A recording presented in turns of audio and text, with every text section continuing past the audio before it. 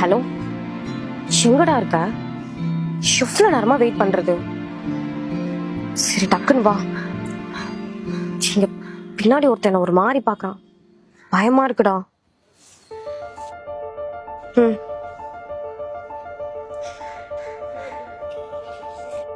டேய் எதிரா,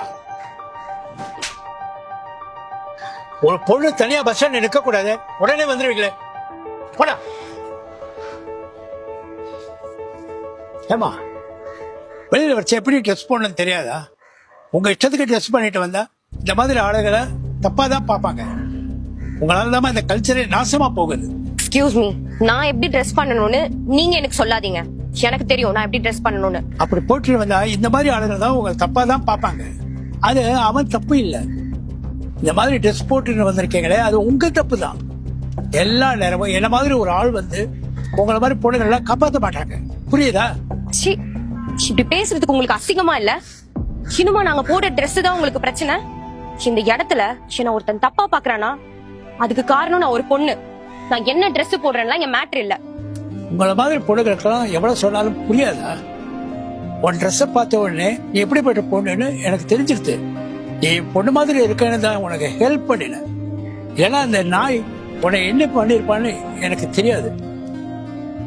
உனக்கு போய் ஹெல்ப் பண்ண நினைச்ச மாதிரி என் புத்தி செருப்பால் அடிச்சிடும். நான் ஒண்ணு உங்களை ஹெல்ப் பண்ண சொல்லி கேட்கல. அவனை விட நீங்க தான் ரொம்ப மோசமான ஆளு. எப்போ நீங்க என்னோட ட்ரெஸ் வச்சு என்ன ஜட்ஜ் பண்ணீங்களோ, எப்போ என்னோட ட்ரெஸ்னாலதான் என்ன ஒருத்தன் தப்பா பார்த்தான்னு சொல்றீங்களோ, அப்பவே தெரிஞ்சிருச்சு.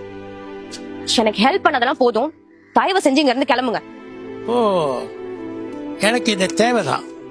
என் பொண்ணு மாதிரியே நினைச்சு உனக்கு ஹெல்ப் பண்ற மாதிரி எனக்கு இது தேவைதான். முதல்ல இவர் பொண்ணை இவர்கிட்ட இருந்து காப்பாத்து.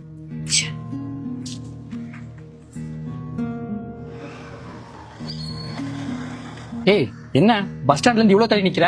அது ஏன்டா கேக்குற? இன்னைக்கு பஸ் ஸ்டாப்ல என்ன ஒருத்தன் ரொம்ப கேவலமா பாத்துட்டு இருந்தான். இன்னொருத்தர் என்ன காப்பாத்துறன்ற பேர்ல வந்து தேவையில்லாம அட்வைஸ் எல்லாம் கொடுத்துட்டு வெறுப்பேத்திட்டு இருந்தாங்க. நீ வர ஏன்? மேடம், உங்க காசு கீழே விழுந்துருச்சு மேடம். அதை எடுத்து கொடுக்க தான் அப்பவே வந்தேன். நீங்க என்ன தப்பா நினைச்சிட்டீங்க.